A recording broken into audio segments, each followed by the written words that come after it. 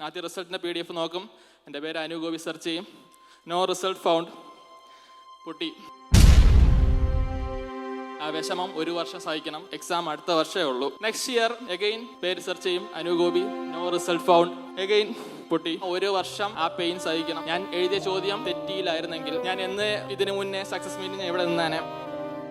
2023 May 13 ആ രാത്രി 10:55 സമയം. എപ്പോഴും ആദ്യം റിസൾട്ടിന്റെ PDF നോക്കുന്ന അന്ന് ഞാൻ റിസൾട്ട് നോക്കി. Anu Gopi 1 result found. ഓഡിറ്റ് റൈറ്റ് എന്റെ പേര് കണ്ടു.